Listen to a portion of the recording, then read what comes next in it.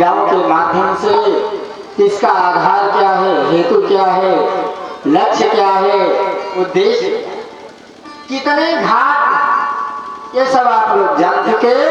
अब उसी क्रम में चलते हैं, थोड़ा सा सृष्टि का वर्णन आता है।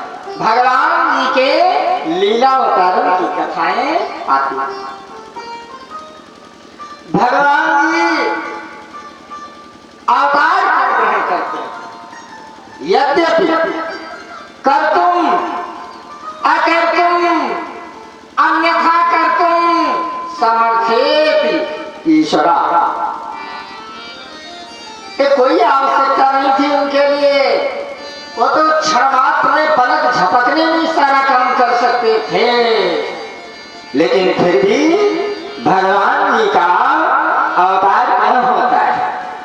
इस मनुष्य को मनुष्यता का पाठ सिखाने के लिए ही भगवान जी नाना प्रकार के रूपों में अवतार ग्रहण करते हैं। मर्त्यावतारस्तु मर्त्य शिक्षणम। इस मनुष्य को मनुष्यता का पाठ सिखाने के लिए ही भगवान जी नाना प्रकार के रूपों में अवतरित हुआ करते। हम जग में कैसे रहें, हम जग में कैसे रहें, कैसा हो व्यवहार, यही सिखाने के लिए हरि लेते अवतार। बात समझ में आ गई होगी अब तो ना। मर्त्यावतारस्तु मर्त्य शिक्षणम। इस मनुष्य को मनुष्यता का पाठ सिखाने के लिए ही बहुधार भगवान जी लोक कल्याण के लिए, लोक मंगल के लिए, जीवों के ऊपर अनुग्रह करने के लिए और विशेषता इस मनुष्य को मनुष्यता सिखाने के लिए भूतल पर नाना प्रकार के रूपों में अवतार ग्रहण करते हैं। आगे भगवान जी के लीला अवतारों की कथा आती है तो सृष्टि का वर्णन। सृष्टि के प्रारंभ में सर्वप्रथम ब्रह्मा जी के 4 अविवाहित पुत्र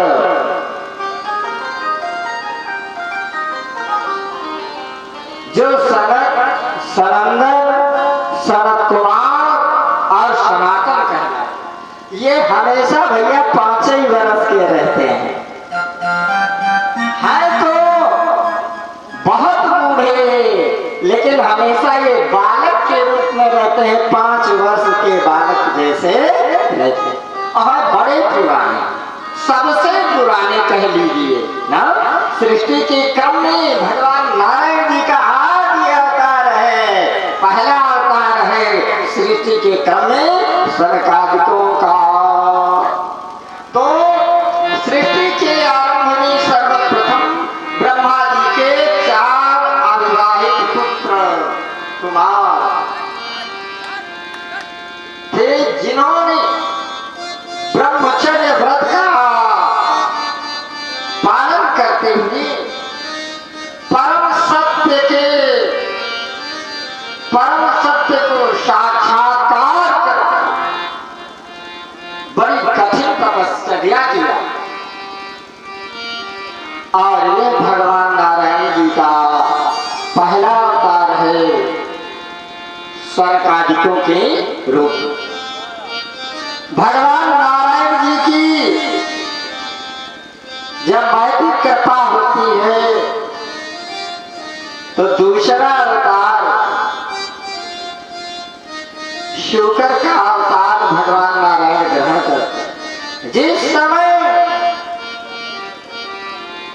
दैत्यराज हिरण्याक्ष, अभी आगे कथाएं आएंगी, भूदेवी का अपहरण करके पाताल को ले गया, रसातल को ले गया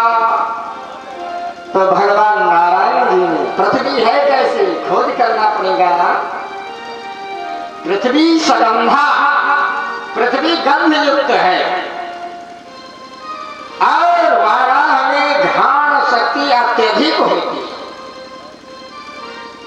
तो भगवान नारायण की दयालुता देखें कि जीव के ऊपर अनुग्रह करने के लिए नाना प्रकार के विकृत रूपों में अवतरित हुआ।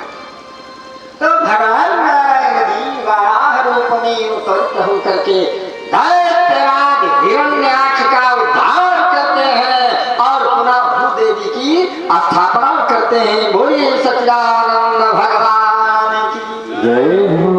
ये भगवान नारायण जी का दूसरा अवतार।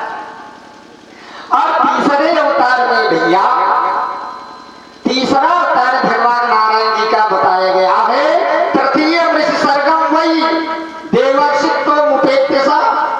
भगवान ने जो तीसरा अवतार ग्रहण किया है ना, वो किसके रूप में? देवर्षि नारद बाबा के रूप में। ये देवर्षि नारद बाबा कोई साधारण नहीं थे, भगवान स्वयं थे।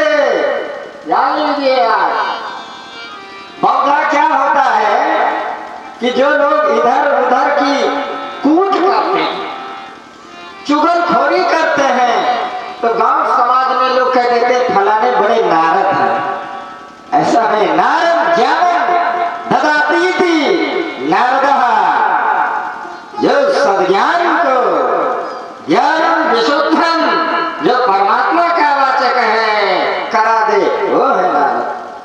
और भाई फिर तो क्या कहना, अवसर मिलने पर हर काम जानते हैं नारद बाबा। नारद ज्ञानम ददाती थी नारद, और नारद कलह प्रिया, दोनों चीजें हैं। लेकिन इनके सारे कार्य लोक मंगल के लिए होते हैं, अन्यथा नहीं। तो भैया जी तीसरा अवतार भगवान जी ने ग्रहण किया देवर्षि नारद बाबा के रूप में। और उन्होंने फिर क्या किया? उन वेदों का भाष्य संकलित किया, जिनमें क्या कहना है, भगवान की भक्ति छलकती है। ऐसे वेदों का भाष्य किया है देवर्षि नारद बाबा। आज भी नारद भक्ति सूत्र नामक ग्रंथ है।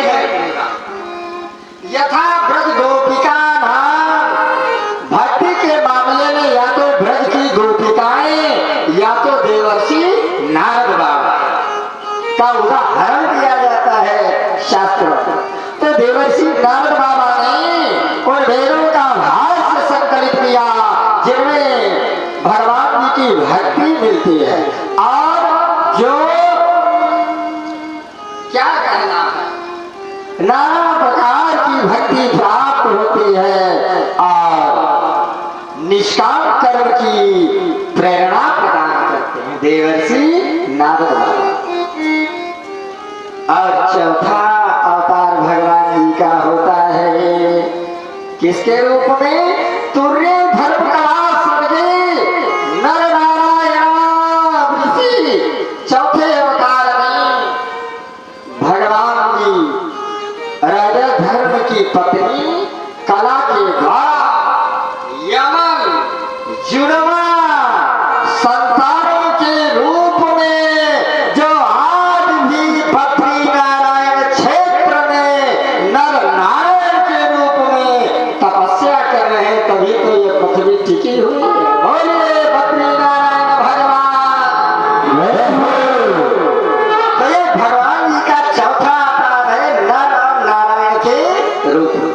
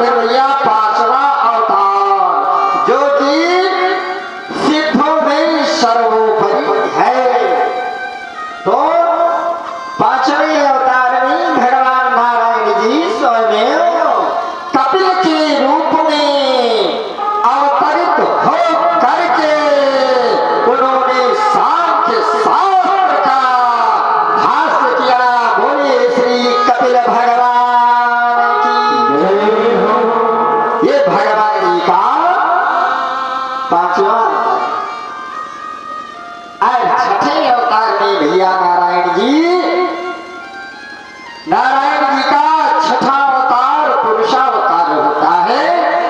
पुरुषावतार कैसे होता है?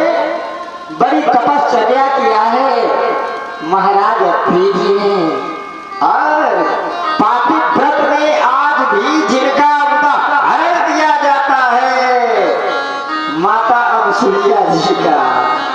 तो भैया भगवान नारायण जी स्वयं छठे अवतार में अत्रि तथा अनसुईया के पुत्र दत्तात्रेय के रूप में अवतार ग्रहण करते हैं, और उन्होंने फिर अध्यात्म के विषय में उपदेश दिया है।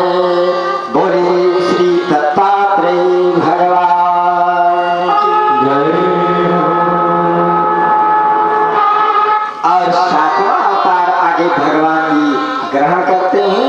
सातवें अवतार में भगवान नारायण जी प्रजापति रुचि तथा उनकी पत्नी आकृति के गर्भ के द्वारा भगवान पुत्र रूप में अवतरित होते हैं, जन्म ग्रहण करते हैं यज्ञ नारायण की। आज जिनकी जय घोष होती है, जयकारा लगता है, और ये यज्ञ का कार्य संपन्न होता है। तो प्रजापति रुचि तथा उनकी पत्नी आकृति के गर्भ के द्वारा भगवान यज्ञ नारायण जी अवतार ग्रहण करते हैं, जो सांख्य तत्व का उपदेश देते हैं। बोली श्री यज्ञ नारायण भगवान की जय। ये भगवान नारायण जी का सातवां और आठवां अवतार भगवान नारायण जी का ऋषभदेव जी के रूप में होता है। राजा नाभि तथा मेरी देवी के द्वारा इस अवतार में भगवान ने पूर्णता का मार्ग दिखलाया है। बोली श्री ऋषभदेव भगवान की जय। और इसके बाद वर्णन आता है भगवान नारायण जी के नवे अवतार।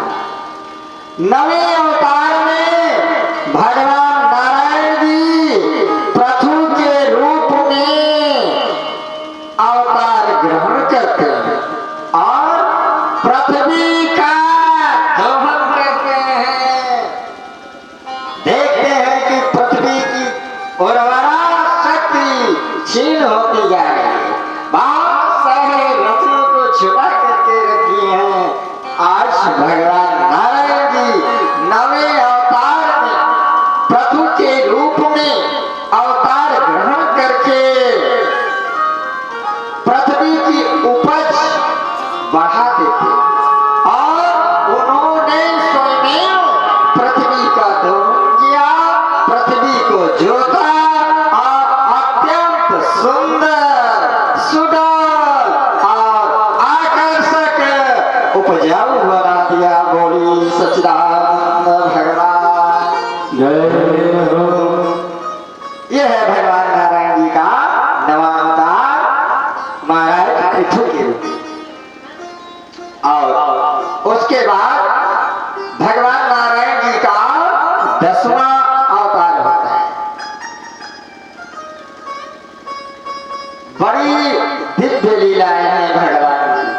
10वां अवतार नाना प्रकार की जैसी आवश्यकताएं होती हैं वैसे रूपों में भगवान जी अवतरित होते हैं। मत्स्यासुक छपन सिंह बराहंस, मत्स्यासुक छपन सिंह बराहंस, राजन्य विप्र विबुधे सुकृतावतारा, तुम पाहिन त्रिभुवनं च यथा धुनेश, भारं भुवो हरयदुत्तम वन्दनं ते। तो भैया भगवान नारायण जी 10वां अवतार ग्रहण करते हैं मत्स्य नारायण के रूप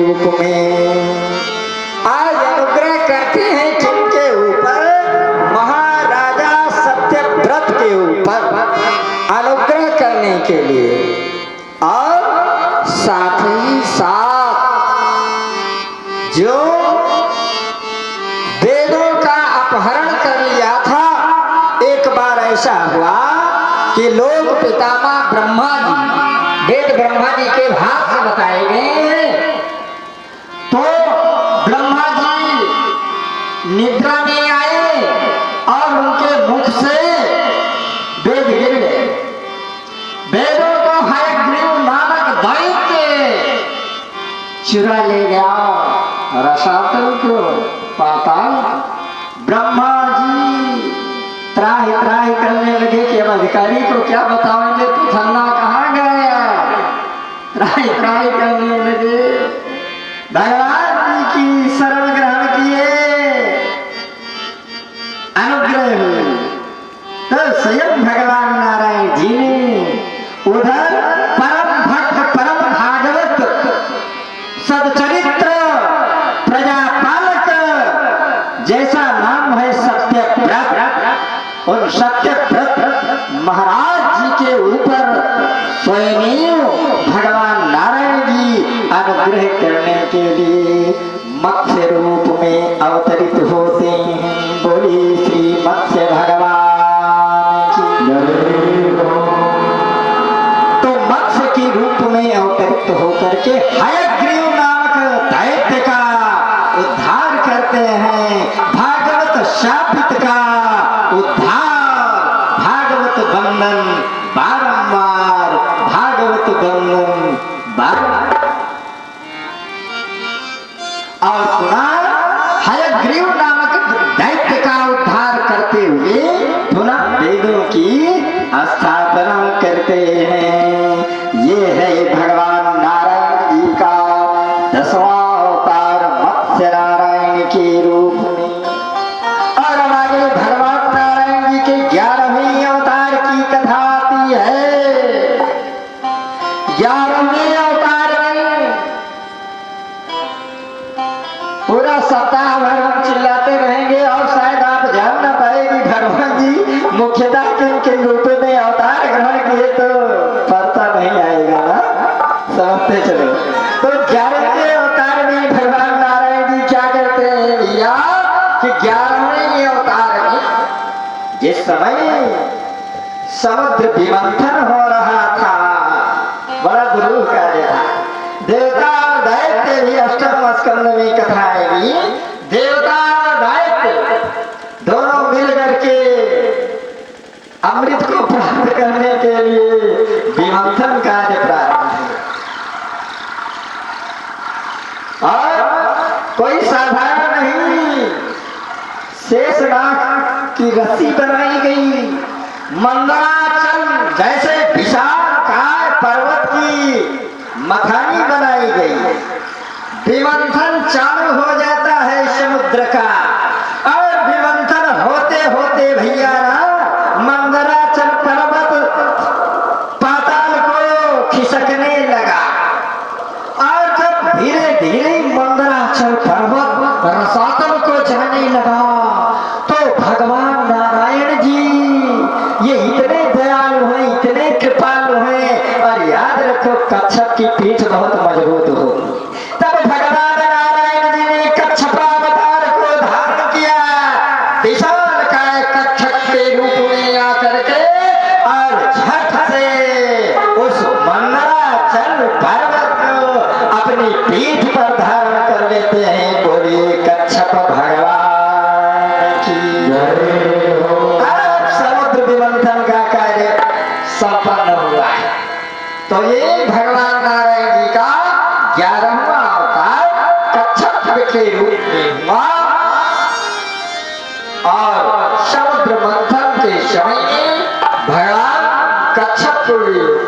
भगवान कच्छप नारायण जी अपनी पीठ के ऊपर विशालकाय मंदराचल पर्वत को धारण करके स्वयं उसका आधार बन जाते हैं। बोलिए सच्चिदानंद भगवान जय हो। अब आगे भगवान नारायण जी की सृष्टि के क्रम में 12वें अवतार की कथा। 12वां अवतार भगवान नारायण ने किसके रूप में ग्रहण किया। भार में अवतार में भगवान नारायण जी जब समुद्र पे मंथन होने लगा, सबकी टकटकी थी अमृत के ऊपर, तो 14 रत्न निकले थे।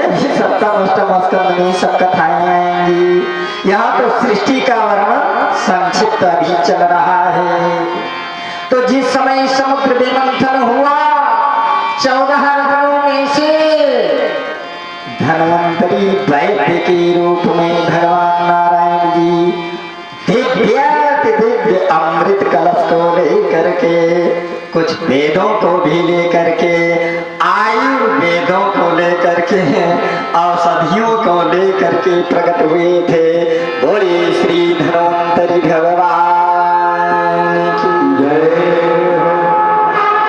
तो भगवान धन्वंतरी के रूप में प्रकट हुए और लोक कल्याण किया, मंगल किया। ये भगवान नारायण जी का 12वां अवतार है। आगे 13वें अवतार की ओर ले चलते हैं। 13वें अवतार में भैया दैत्यों को, अब वहीं पर भगवान के कई अवतार होते जा रहे हैं। जब मंदराचल पर्वत धंसने लगा, कच्छपा अवतार हो गया ना। जब अमृत की आवश्यकता हुई, अमृत कलश के रूप को लेकर के धन्वंतरी के रूप में अवतार हो गया। और वहीं देवता दैत्य आपस में भिड़ गए। वो कहे हमको अमृत मिलना चाहिए, वो कहे हमको मिलना चाहिए। दैत्यवा तो पराक्रमी होते हैं, तो दैत्य ने छीन लिया अमृत कलश। अब झट से भगवान जी सोचे अब तो पूरा खेल ही बिगड़ जाएगा, जिसके लिए ये समुद्र मंथन कार्य हुआ, लीला ही उल्टी हो जाएगी। झट से भगवान नारायण जी वहीं पर एक और दिव्य अवतार होता है। किसके रूप में होता है? दैत्यों को मोहित करने के लिए मोहिनी के रूप में अवतार होता है। बोलिए सच्चिदानंद भगवान जय हो। ये भगवान नारायण जी का 13वां अवतार है। और आगे 14वें अवतार की कथा आती है। 14वें अवतार में भगवान नारायण जी दैत्यराज हिरण्यकश्यप का उद्धार करने के लिए और भक्त प्रहलाद के ऊपर अनुग्रह करने के लिए, जिसने वरदानों का पूरा घेरा लगा रखा था, ना दिन में मरूं, ना रात्रि में मरूं, ना घर में मरूं, ना बाहर मरूं, ना आकाश में मरूं, ना पाताल में मरूं, ना जल में मरूं, ना फल में मरूं, ना अस्त्र से मरूं, ना शस्त्र से मरूं, ना नर से मरूं, ना पशु से मरूं। यहाँ तक कि ब्रह्मा जी की बनाई गई किसी भी सृष्टि से पूरा वरदानों का घेरा लगा रखा था। तो भगवान नारायण जी भैया 14वें अवतार में निहरिना निहरिना तनुजेंद्र दीदार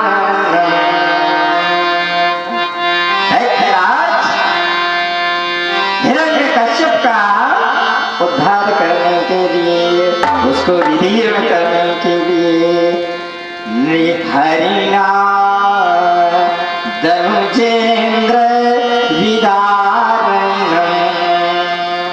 कृतमहो निज दास दयालुना न च शशि न नभो गणा न रजनी न दिवा न दिवाकरा स्वरूप में 14वें अवतार में भगवान नारायण जी नृसिंह के रूप में अवतरित हो जाते हैं। बोले श्री नृसिंहदेव भगवान।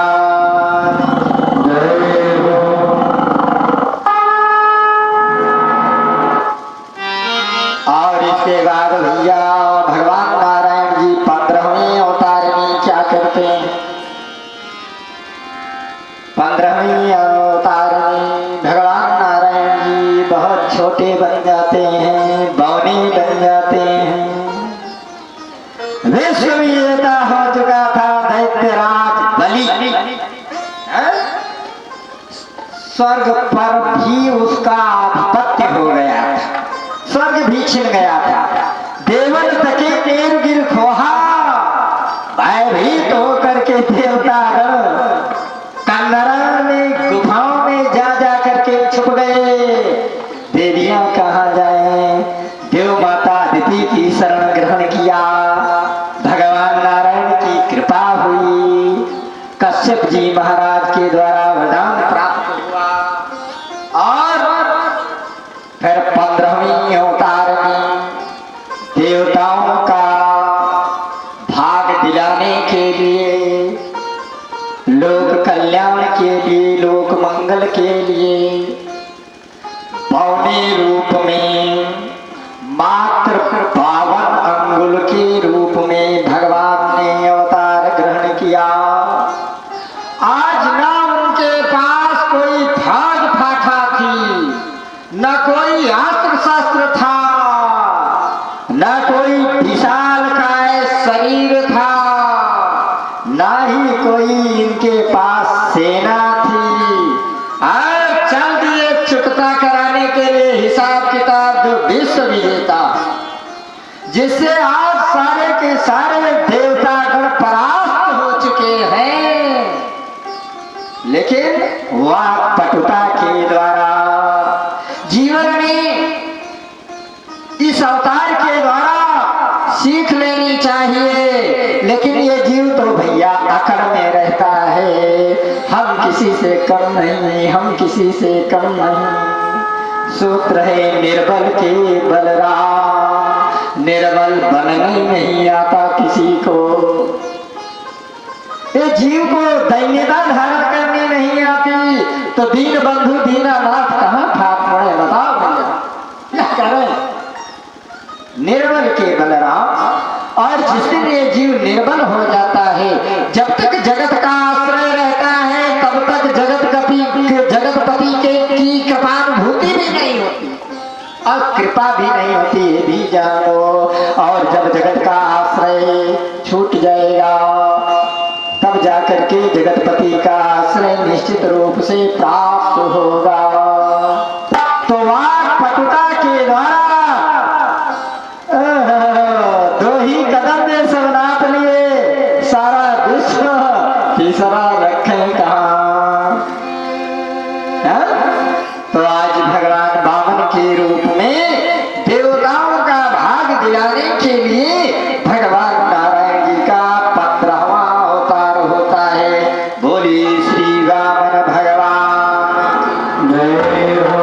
कैसा दिव्य स्वरूप है वामन भगवान जी का। अजिन दंड कमंडल में खला, अजिन मृगचर्म धारण किए हुए हैं, हाथ में दंड और कमंडल को धारण किए हुए हैं, मात्र 52 अंगुल के हैं। बड़ा मनमोहक आकर्षक स्वरूप है उनका। अजिन दंड कमंडल में खला, रुचिर वामन पावन मूर्तये, नीति जगत त्रिपराय जितारये, निगम वाक पटवे बटवे नमः। और अपने वाक्य पटुता के द्वारा दैत्यराज बलि से देवताओं का अधिकार दिलाते हैं और उसको बलि चाहे वैकुंठ को भेज दियो पाताल, उसको पातालपुरी का राजा बना देते हैं। बोली सच्चिदानंद भगवान की जय हो, वामन भगवान की जय हो। अब भैया आगे चलकर भगवान नारायण जी का 16वां अवतार होता है।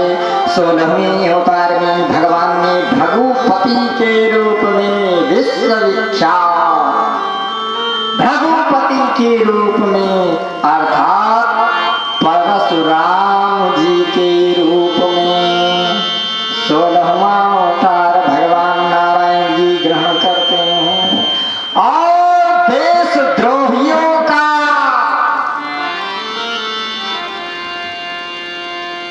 विचार करें हम,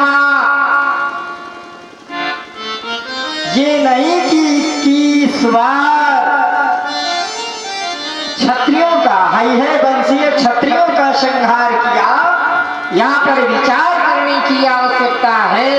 वो 21 बार अपने विशालकाय फरसे के द्वारा क्षत्रियों का नहीं बल्कि आतताइयों का, देशद्रोहियों का संहार किया।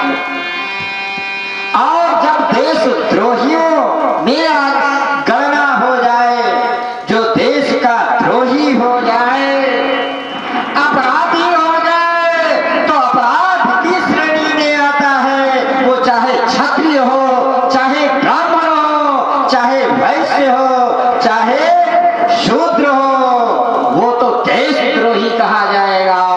ऐसे आतताइयों का, देशद्रोहियों का 21 बार अपने फरसे के द्वारा संहार किया। बोलिए श्री परशुराम भगवान की जय हो। तो इस प्रकार से उन हय वंशीय देशद्रोहियों का अभिमान चूर चूर करके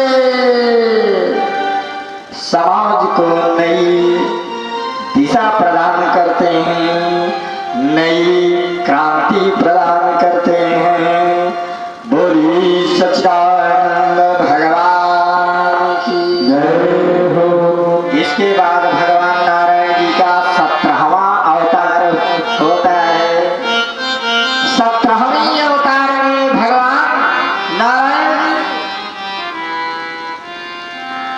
पराशर मुनि के माध्यम से सत्यवती के गर्भ से श्री व्यास देव के रूप में प्रकट होते हैं। बोली श्री व्यास भगवान की जय हो। ये भगवान नारायण जी का 17वां अवतार है। और उसके बाद 18वें अवतार की कथा आती है। 18वें अवतार में भगवान जी स्वयं ऐसा दिव्य अवतार ग्रहण करते हैं ना कि आज तक भूतल पर ऐसा राजा ना हुआ है, ना ही होगा। अर्थात भगवान नारायण जी का जो 18वां अवतार होता है, वो स्वयं राजा राम के रूप में होता है।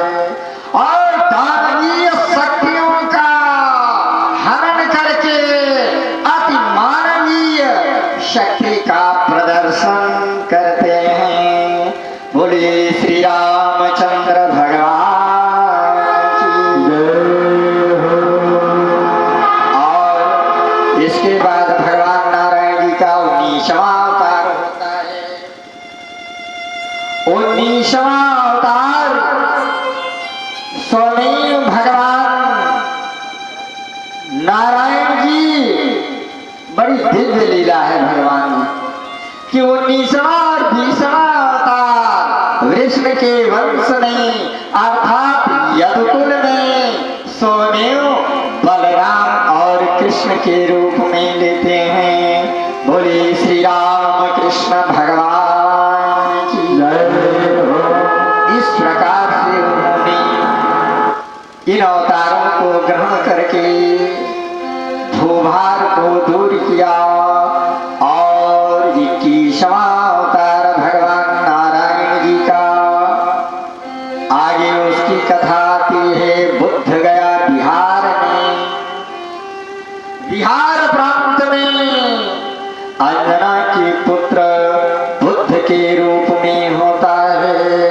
बोले श्री बुद्ध भगवान की जय। जिन्होंने अहिंसा परमो धर्म का उपदेश किया, जो समाज में नाना